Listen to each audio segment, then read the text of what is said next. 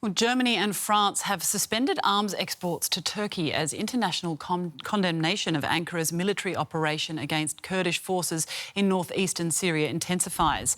On day 5 of the incursion, Turkish artillery continued to shell Kurdish positions inside Syria. Turkish-backed ground forces are advancing into the area. More than 50 civilians have been killed on both sides.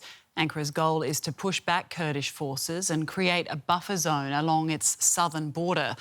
Up to 200,000 people have been forced to flee their homes. Meanwhile, Ankara claims its offensive has captured the key border town of Ras Al Ain. And for more, now I'm joined by DW correspondent Julia Hahn, who's standing by for us at the Turkish-Syrian border. Julia, thanks for joining me. Day 5 of the offensive. What's the situation where you are right now?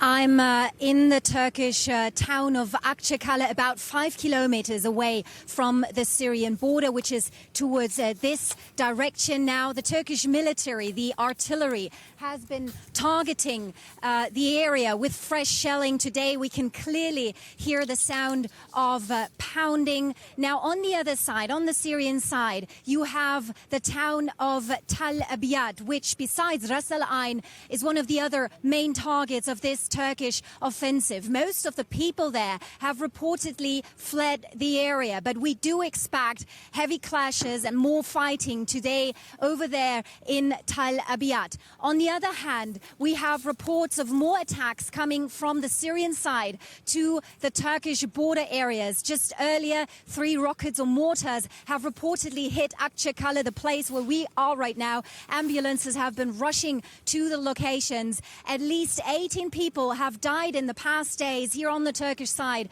in these apparent reprisal attacks. So the security situation is very tense here on the Turkish side as well. Tense situation there, and there has been a lot of criticism of this offensive, also from Arab states. As we've been reporting, some allies have begun stopping weapon sales to Turkey. But Ankara seems undeterred. Prior to the embargo, Turkey's Foreign Minister Mevlüt Cavusoglu spoke to DW, and he had this to say. This is a vital matter for us. It's a question of national security, of survival. Whatever they do, whether it's an arms embargo or something else, it only strengthens us. 15 years ago, we produced only 20% of the goods we needed. Now it's over 70%. All of this only strengthens us. If I only took notice of whether someone wanted to impose an arms embargo or what someone else was saying, and then did not destroy an imminent threat, then I would face even bigger problems in the future. And in that case, even if Germany supplied us with more weapons, this fight would be more difficult, if not impossible. Even if our allies support this terrorist organization, even if we stand alone, even if they impose an arms embargo, it doesn't matter. We are fighting a terrorist organization, and we will not relent. Julia, I'll turn back to you. Some determined words there coming out of Turkey.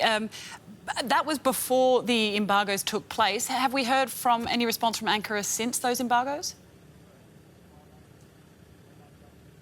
There haven't been any immediate reactions, but Turkish officials in the past days have reacted quite angrily to sanctions threats, to calls for restraint from international partners, because they are saying this operation for them is a security operation to push back what they call are terrorists from their borders. They are saying the Kurdish militants over there are linked to the PKK that has waged a decades-long insurgency here in Turkey, an insurgency that has killed thousands of people. So that's what Ankara responds. There are no signs of relenting here. They seem to be very determined to go on, to continue with this operation. That's, of course, a huge political side. There is a humanitarian side to this story as well. Kurds are fleeing the area. Where are they going and who's supporting them?